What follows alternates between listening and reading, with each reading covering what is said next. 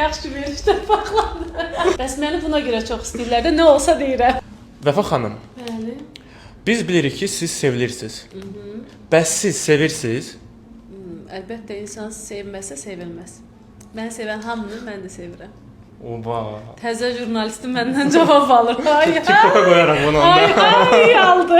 Sizin repertuarınızda olan ən uğurlu mahnı hansıdır? Sonra bir uzaqlaşmaq istədim mahnımla, hamı məndən danışdı.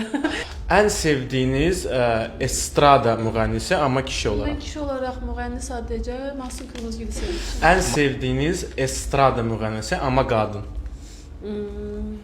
Qadın, Vəfa Şərifova. Əgər seçim olsa duet oxumağa, Mahsun Qırmızıgül yoxsa Sezen Aksu? Ay, Sezen Aksu da əfsanəvi bir sənətkardır, amma mən sevirəm Mahsun Qırmızıgül. Uşaqlıqda ən böyük arzunuz nə idi? Ən böyük arzum tanınmaq idi, amma belə tanınmaq deyildi. Türkiyə səhnəsində tanınmaq idi.